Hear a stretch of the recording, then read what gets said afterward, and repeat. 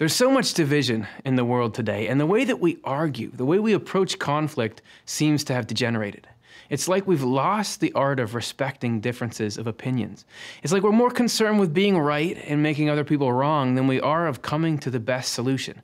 And I've come to believe that the only way we can really bring us all back together is through a song. Baby, what is it? Baby, I know. Hey, so what's going on? It looks like the keys are refusing to participate. Wait, what, really? What's going on?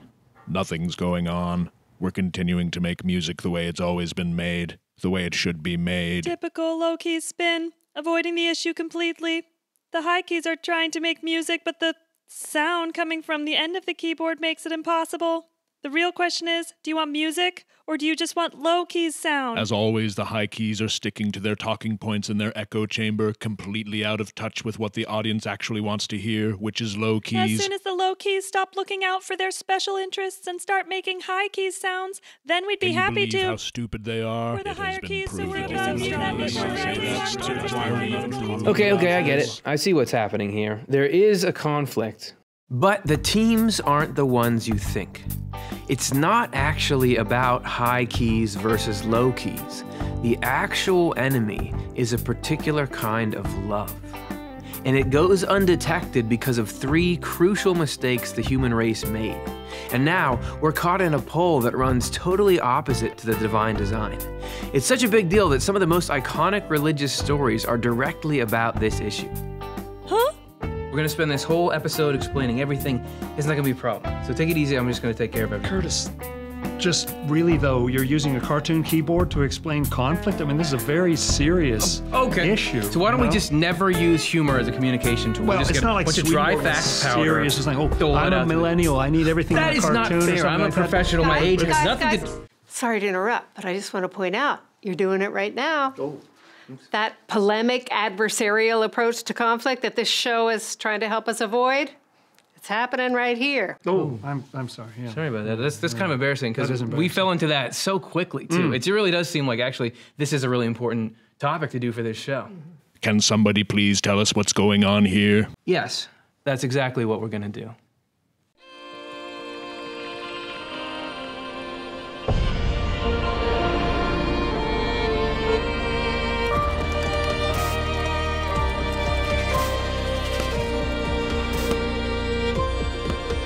Hey everybody, welcome to Swedenborgian Life. Today we're going to be looking at overcoming divisiveness. My name is Curtis Childs and I'll be your host. And this is my good buddy, Dr. Jonathan Rose. Hey Curtis. And I want to say thanks for coming. I know things got a little bit edgy back there, but I'm sorry about that. Are we cool? Yeah, we're cool. And we're sorry that you all had to see that. But it just happens to be this perfect illustration of our issue here today, which is how do you get around this antisocial, venom-filled arguing that we do. And that's like always a good thing to try to sort out, but I think people these days feel like it's getting worse. There was a CBS poll in the United States where people were saying that American political debate is increasingly uncivil. Oh yeah, it feels like the middle is hollowing out and everything's getting more and more extreme at the fringes and so on. Yeah, exactly. And this was people on both sides of the debate. Like everyone's admitting, we don't know how to do that. We're not doing this well. And I feel like at its core, what we're looking at here is how do we react to differences? And actually there's a subset, like how do we react to differences in ideas? Okay, let me set up a scenario. Let's say that we were all robots and we just acted completely logically. There was no emotional baggage or anything like that. Let's say that I had a belief about life. So I'm over here with belief A. Okay. And coming out of belief A is everything that comes with a belief about life, ideas and ways I behave, perspectives and all that kind of stuff. Okay, and let's say I'm over here with idea B. Okay. And same kind of thing.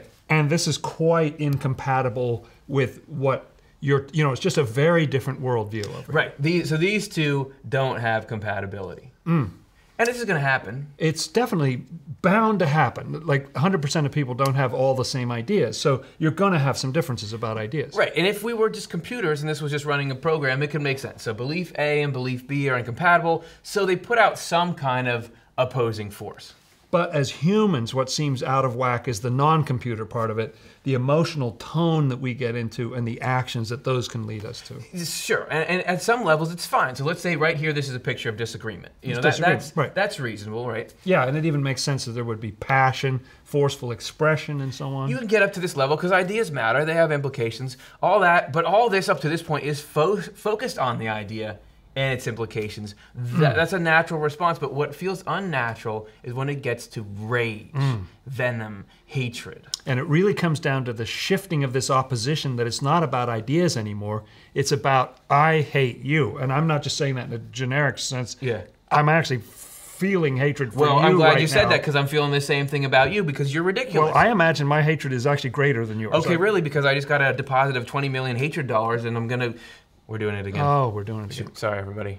That's the last time, but it does show that can crop up, and it's not the way to go about it. No. I mean, we know long term, it doesn't feel good when we're fighting each other. And you sort of get into it at the moment, Yeah. but no, it doesn't feel good long term. when you step back from the situation, you realize that this is not the way to go about things. There are better long-term effects from reconciling and being rational. It's even in the culture, Abraham Lincoln said, "Do I not destroy my enemies when I make them my friends?" So we know that this is better, but if this rage fire is actually an unreasonable response to the conflict, where is it coming from? Yeah, like if it's a fire, what's the fuel that's feeding it? Yeah, and I feel like this is starting to get at the core of our show here, so we better lay out the questions we need to answer this episode. First of all, there is conflict, that's undeniable, but what are we actually fighting? Like, what's actually causing the problems here? Second, what's the alternative to that kind of dialogue that we're having? And third, what would be the end game of that alternative? How does it lead to something better? You know? And that's a lot to look into. And actually, I didn't tell you ahead of time, but I've got a bomb to drop here. No way, because I kind of got one too. Do you want to do it at the same time? Okay, let's do it. All right, 1, 2, 3, boom. Wait, the Bible? Well, believe it or not, this text that a lot of people see as a source of conflict and a book entirely about conflict and wars and so on actually has information hidden within it that can be potentially an antidote to what we're talking about here. But tell me, what's this love of self thing? Oh, that's the fuel. How so? Well, let me explain. So love for ourselves is intending benefit only to ourselves and not to other people unless it somehow serves our own interests. So if we're thinking and doing stuff in our lives and we don't factor in at all the needs and considerations of other people, and by extension the common good, and by extension from that the Lord, who is the desire to help everyone, that's when we're living a life of self-love. We're thinking only about ourselves and the people that we see as somehow being in our circle. So everything that we're doing is really for us and for our own people. If we do anything for the greater good, it's just so that we look cool, as everyone thinks that we're a good person. We already know this mindset from the movies. It's a classic movie formula. Somebody's living a self-centered life and they're kind of a jerk, but then some whimsical events happen that snap them out of it, and then what's the feel-good ending? It's that they start to care about other people, and they start to think about their impact on other people, and they realize how much better of a life that is. As we mentioned before, it's interesting that love of self doesn't just mean us. Because you can be full of love of self, but you're still very affectionate toward, let's say, your own family. But in this case, love of self loves other people because it sees itself in them. You love your people because you see them as part of yourself. It's not just genetic. We might consider someone one of our people just because they like us, or they praise us, or they agree with us. So it's not just physical similarities. It can be mental similarities or similarities of opinion that make us feel like someone is ours. It's important to know that this attitude is to some extent naturally built into all of us, but it's crucial for the sake of genuine love that this self-love is subservient to higher loves and truths, and not the one running the show and always having the last word. Ultimately, with the love of self ruling, while there may be little highs, it's all temporary and anxious and eventually cycles back into misery. For what it's worth, the love of self is the main love in hell, and it's what makes hell hell. Oh, I get what you meant by the love of self being the fuel now, so maybe this is a good moment for me to talk about how the Bible ties in, because the Bible tells us something about our history as a human race. It's encoded in the language of correspondences. But if you look back in Genesis, there are a few stories that tell us how division started to occur. The first of these stories goes all the way back to Adam and Eve, and it shows us a time in the human race where we started separating external things from internal things. Eve means our sense of autonomy, that we have our own life, that we're not really dependent on God. And Adam is the rationality that goes with that. And the serpent who entices Eve to eat the forbidden fruit, and she persuades her husband to eat it, means that perspective from the point of view of our senses, where we feel separate from God and separate from other people, and so on.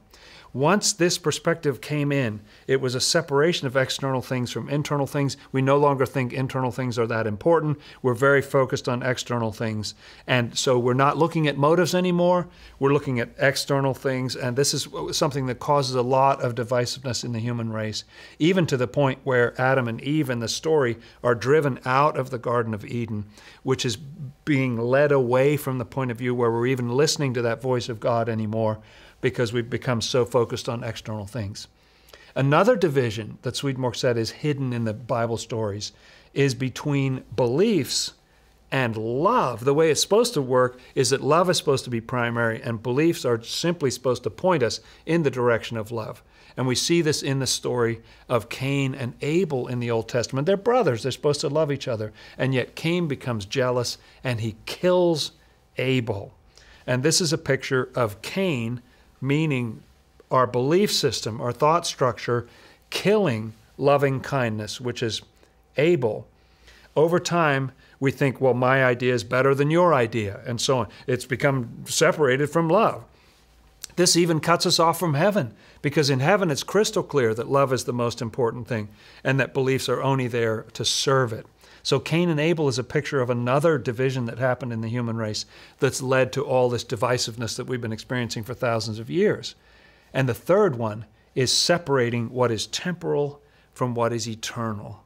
This is a common human affliction. What's really most important is what is eternal. Swedenborg says that the Lord, his divine providence, is paying total attention to what is eternal and only seeing what is temporal in that context, because what's eternal is real. And even something that lasts for hundreds of thousands of years in this world is relatively unreal because it comes to an end. So you imagine the situation in a family where you have a falling out and people don't talk to each other, but then all of a sudden someone's on their deathbed and you realize, oh, we've been fools. We don't even remember what we were fighting about, because the love is eternal. That particular circumstance was something temporal. Human beings have a tendency to separate those things, and this causes another kind of divisiveness. So we come by this honestly, friends. We've been working at this for thousands of years to get into this situation. But it's not impossible for us to overcome it.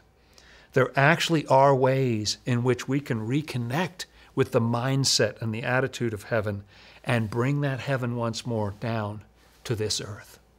So we've established that love of self is a problem, and now we know why it's around, but now I want to look at the effect it has on disagreements.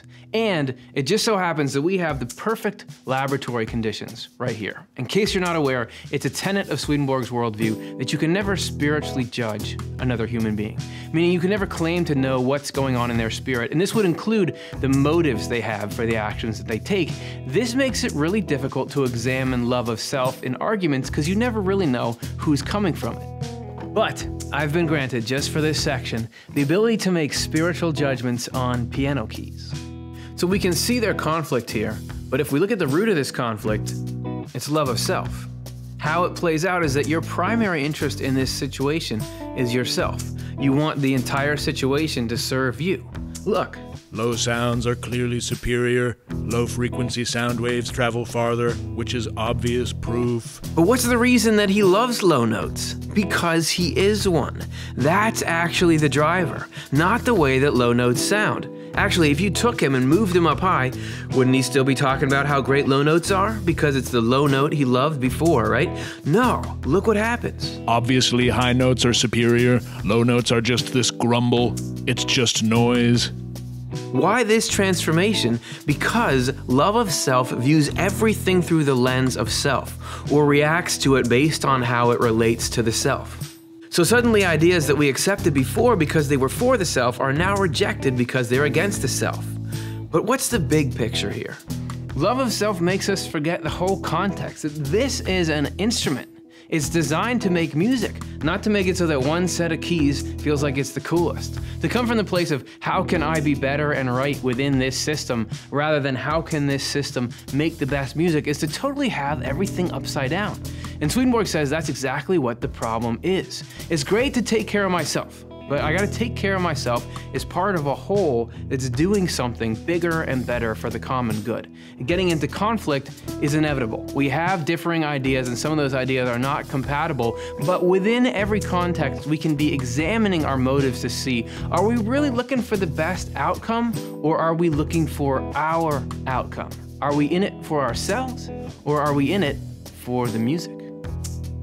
At this point in the show, you may be saying, you're trying to solve a human problem, which is the divisiveness between people. It's sort of a psychological thing. Why are we bringing all this spirituality and spirit-like stuff into it? Well, according to Swedenborg, there is a spiritual force at the core of the things that cause these arguments in the first place. He said that literally, divisiveness is coming out of hell.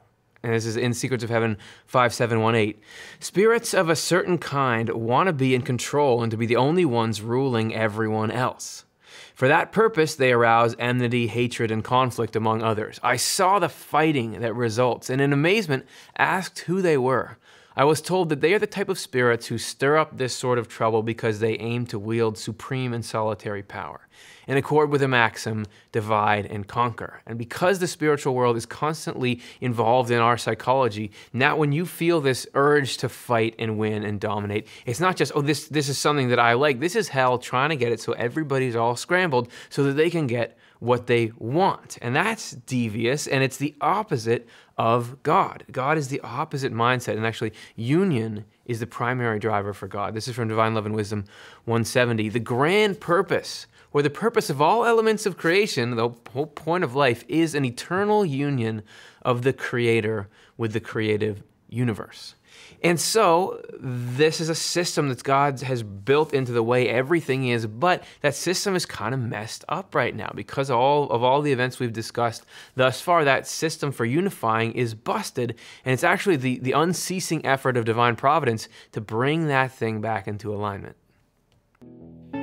First, there was a marriage of goodness and truth in the universe, and in absolutely everything in it that the Lord created. Second, this marriage was broken up in us after creation.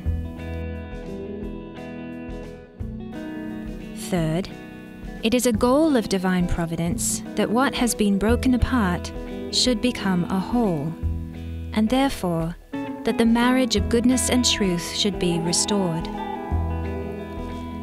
Everyone can see on the basis of reason that if there was a marriage of goodness and truth in everything that was created, and this marriage was later broken up, the Lord would be constantly working for its restoration.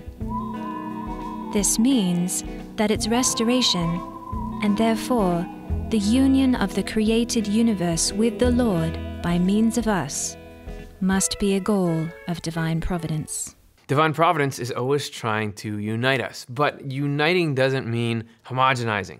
You can maintain unique points of view without having hostility around them. And there's an imperative to that that Swedenborg talks about in the Bible. This is from his Doctrine of Life 73. Being reconciled with our brother or sister, which we're commanded to do, is turning our backs on hostility, hatred, and vengefulness. It's not that those things don't exist or they're not around or then we're not going to encounter them, but we can turn away. Even if we've been engrossed with it, anytime we try to go back towards the light, there's a route, there's a road to get in there. So if we can just realize that we're going through that process and so is everyone else, so if we can stop demonizing those we disagree with, we might actually find out that we share similar goals on a deeper level. In Swedenborg's day, there was the hot button issue was church doctrine. It's not as much now, but then that was this primary disagreement. He described the trouble it causes when we really fight about that hard. A doctrinal view is united when everyone loves each other or displays charity. Mutual love and charity bring such people together into one despite the variety among them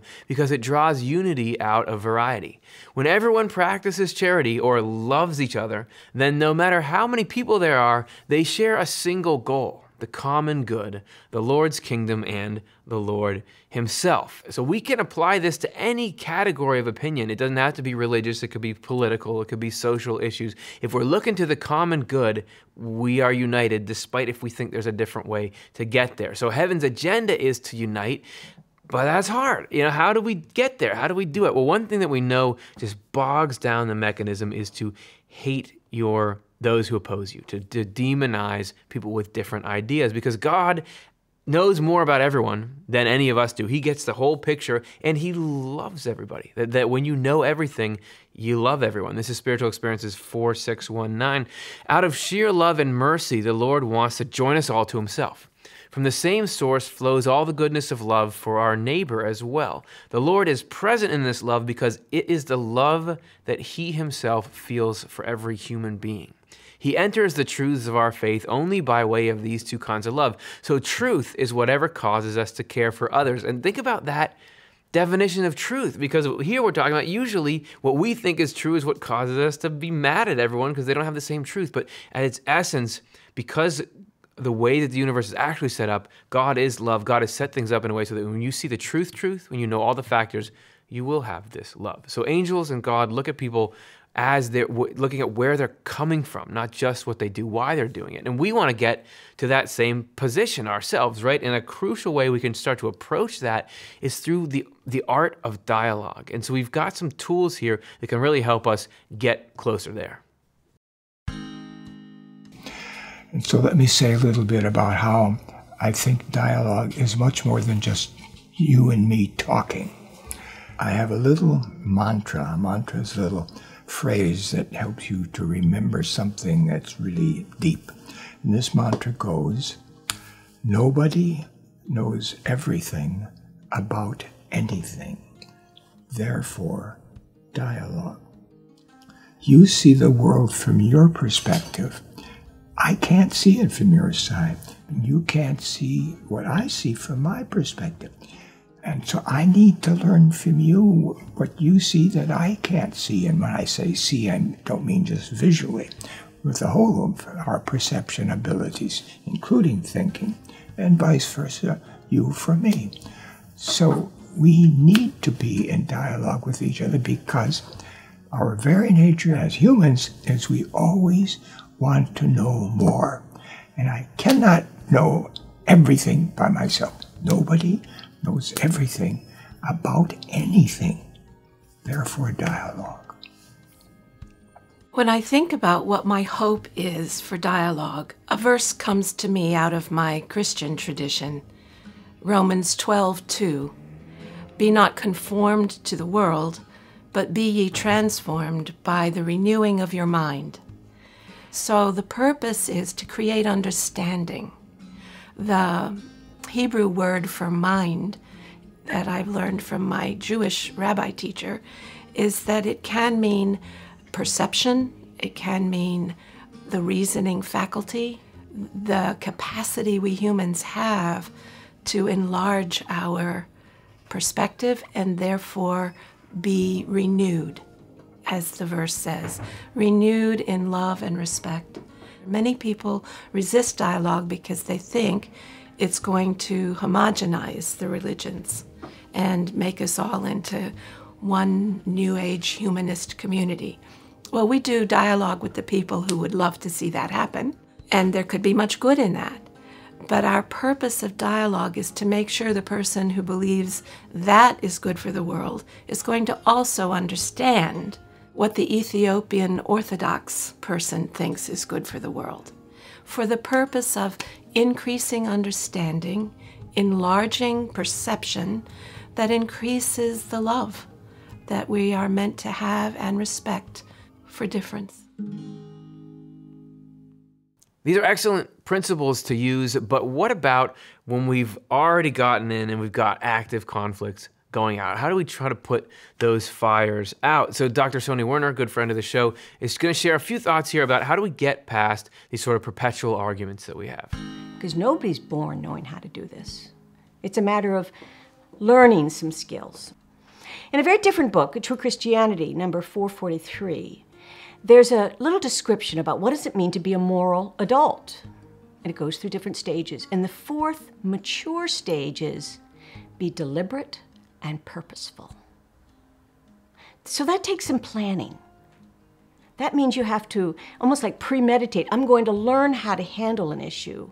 I'm going to be deliberate in my actions as I try to be charitable. And being charitable doesn't just mean, oh, peace and love, just let anybody say anything they want. No, it means actually actively engaging in a conversation with people in a charitable manner. So my goal is to kind of pull in the reins when I self-examine and to try not to have a love of dominion too much, and then to be deliberate and purposeful. If I know I'm about to have a conversation with somebody who disagrees with me, I accept from the beginning that we agree to disagree. And we try to do that in a careful way so we can start with a respectful attitude of agreeing to disagree. That's in contrast to trying to enter into a conversation with sort of an attitude of, I'm going to win this argument. I'm going to surprise them with an attack. They don't know that I'm going to have this conversation, so I'm going to come in and I'm going to say such brilliant things that I'm going to win. No, that's pull those reins in.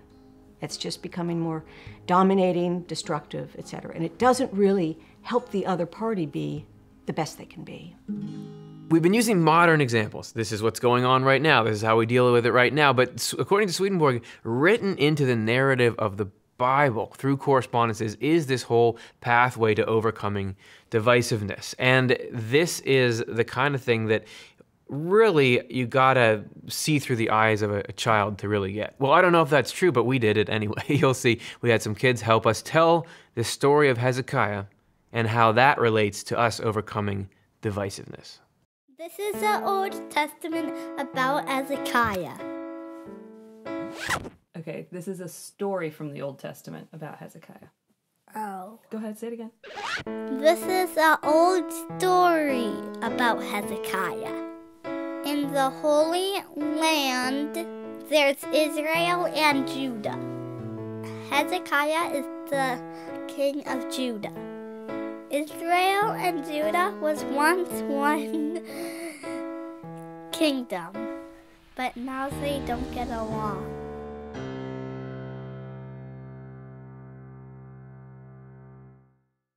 But you need to know the backstory. Hezekiah's dad, Ahaz, was a bad king.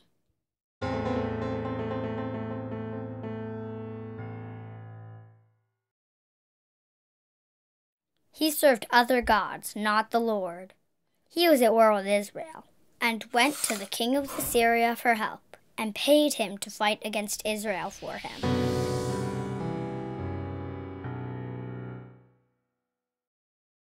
While he was there, he really liked the look of King Assyria's altar, and wanted one just like him.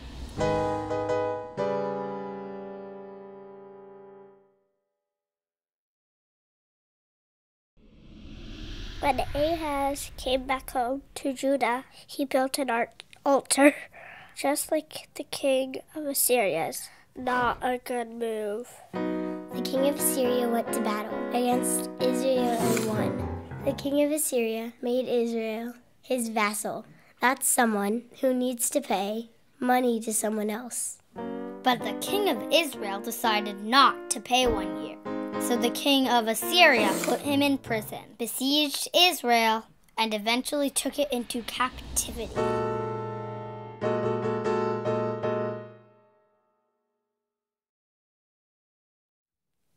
By this time, Hezekiah is now the king of Judah.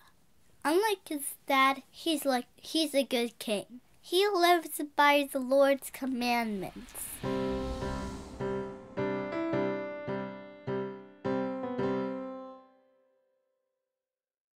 Knowing is the right thing to do.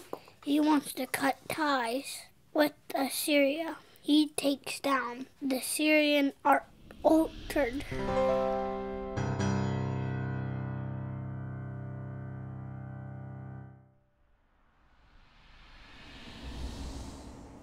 The king of Assyria is not so happy about this. He comes to attack Hezekiah of Judah. Hezekiah pays him to leave him alone, but the king of Assyria isn't happy with just the money. He wants Hezekiah to serve him. So the king of Assyria pressures Hezekiah to do so.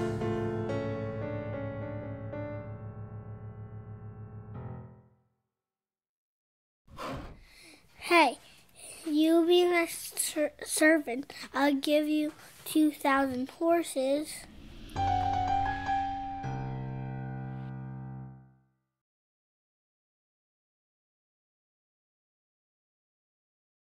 But Hezekiah says, "No, I don't want your horses." Hezekiah succeeds in resisting the king of Assyria, but he is scared. He goes to the Lord for help and talks to the prophet Isaiah.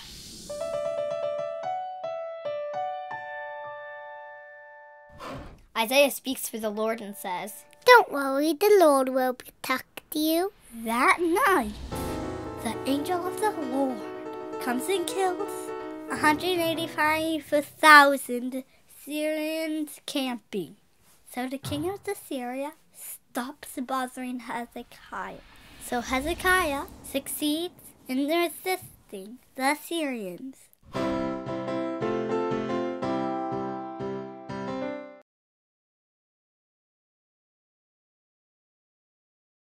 There's a cat. Back when the king of Assyria came for Hezekiah, Hezekiah got badly sick and prayed for the Lord to heal him, and he got healed. The king of Babylon heard that Hezekiah was sick and sent an envoy to him with gifts of his condolences. Hezekiah welcomed them in and showed them all of his possessions. This friendly exchange is really a picture of Babylon, inviting Hezekiah to join an anti-Syrian alliance.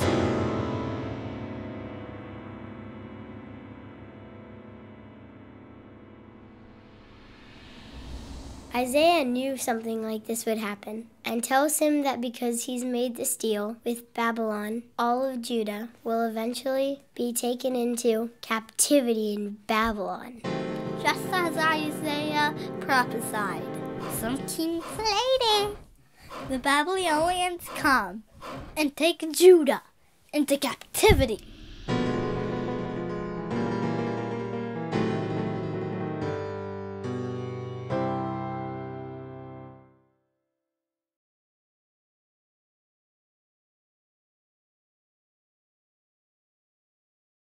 That's why the prophet Jeremiah says, "Thus says the Lord, only when Babylon's 70 years are completed I will visit you, and I will fulfill to you my promise and bring you back to this place. For surely I know the plans I have for you, plans for your welfare and not for harm, to give you a future with hope." So even though that story just seems like it's a bunch of people just going to war with each other all the time, kind of the opposite of what we're talking about, there's a hidden message in there, an internal message about how we can be freed by God from this love of self that's such a problem in the first place. Wow, and it seems like quite a nuanced message in the sense that it acknowledges, hey, you are likely to get stuck in this stuff. Yeah, totally. You and the whole world can get stuck in pride and all that kind of stuff and desire to dominate. But there's a way out, and if you just follow certain truths, they can bring you in time out of that love of self. Yeah, and because it's really, to me, it's a message of hope. You might see your own life or this day of the world, how it is, there's so many people that have so much animosity. How do we ever get through this? But what this story is showing is that that's happening in every person, and so communally, the divine providence is working to free all of us from the love of self. And a key example of a truth that can lead us out is when Jesus in the Sermon on the Mount says, it's not enough just to love your near and dear, the people next door or whatever. You actually need to love your enemies and those who are persecuting you, and so on. What an amazing thing, but that can bring us in that direction. Yeah, it's a radical concept, but Jesus is saying it, so it's got to be something. It's difficult, but we want to arm you with like every single resource we have on this. First of all, the first step I feel like is we gotta not assume that we know where other people are coming from. You know, we did a show called How to Respect Spiritual Boundaries in Relationships, and that's all about how if you go in there saying, I know why you're doing this, I know what's up with you, it's just gonna trigger people. It's just gonna cause more problems, you know? Yeah, and another truth is that you can stand up for what you believe without hating or attacking others. Yes, and we actually did 2 shows that relate to that. The first one is called How to Love Your Enemies, where we try to expand on that statement from Jesus. And the second one is, why do we fight each other? Again, trying to examine this whole thing. Another interesting point concerns conscience. Like there's some forms of conscience that divide us from others and from God's love.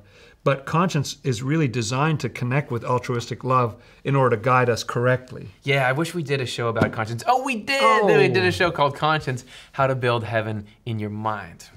And another principle is that in God's eyes, every single person has value rather than just being a problem in your way, an obstacle to getting what you want. We tried to unpack that a little bit in our show, 3 Simple Ways to Love Everyone. And getting up towards surely the top of a list is forgiveness.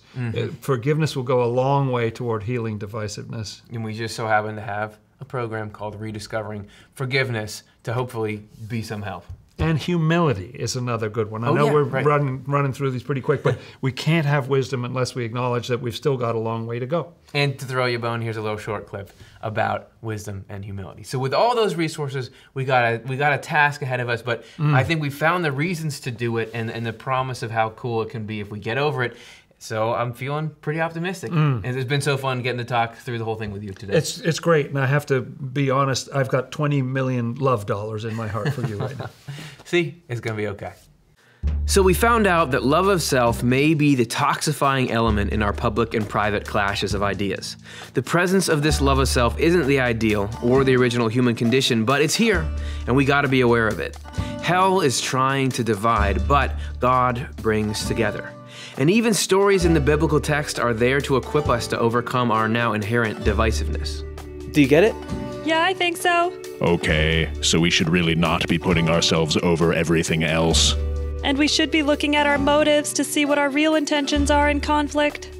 Yeah, I guess we should because it's the right thing to do. Well, yeah, that's one reason, but the real reason is because it's better. And not just better for the whole in an abstract way, but better for you. Because being part of a whole that's really together and humming and benefiting from the common good that we all contribute to is a much happier life.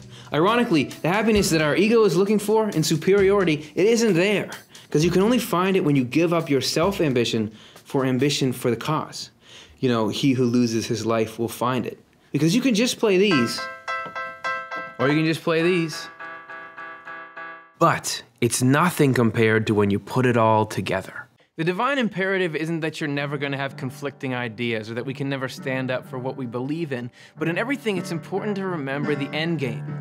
And the end game isn't just to make sure that you have center stage or that everybody else you don't like that's in the band gets kicked out. The end game is for all of us to selflessly, compassionately, and with an open mind keep asking, how do we make the best music? 2, 3, 4.